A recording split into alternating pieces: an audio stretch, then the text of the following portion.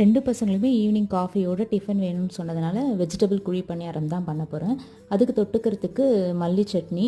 இதுக்கு first 1 teaspoon எண்ணெயில் உளுத்தம்பருப்பு, கடலைப்பருப்பு, வரமிளகாய் இதை வறுத்து எடுத்து வச்சுட்டு வெங்காயம், தக்காளி, புதினா, கொத்தமல்லி எல்லாத்தையுமே வதக்கி எடுத்து வச்சுட்டேன். கொஞ்சம் புளியும் உப்பும் சேர்த்து அரைச்சிட வேண்டியது தான். இப்போ வெஜிடபிள் குழி பணியாரத்துக்கு அதே மாதிரி ஒரு வாணலியில் 1 டீஸ்பூன் எண்ணெயை சேர்த்துட்டு தாளிப்பெல்லாம் சேர்த்து என்ன வெஜிடபிள்ஸ்லாம் இருக்கோ அது எல்லாத்தையுமே வதக்கி ஏற்கனவே இருந்த தோசை மாவுலையும் சேர்த்துடலாம். இப்போ சட்னியும் சூப்பராக ரெடி ஆயாச்சு. குட்டி சார் வந்துட்டாங்க அதெல்லாம் ரெடியா அப்படின்னு பார்க்குறதுக்கு. காஃபிக்காக நான் பாலும் ரெடி பண்ணிட்டேன். முதல்ல காஃபியை குடிச்சிட்டு அதுக்குள்ளே குழி பணியாரத்தில் மாவும் சேர்த்துட்டோன்னா அதுவும் வெந்துடும். இன்றைக்கி ஈவினிங் இப்படி தான் எங்களுக்கு குழி பணியாரமும் புதினா சட்னியோட சூப்பராக போச்சு. ஹெல்த்தியான டிஃபன் கொடுத்தோம் அப்படின்னு நமக்கும் திருப்தியாக இருக்கும்.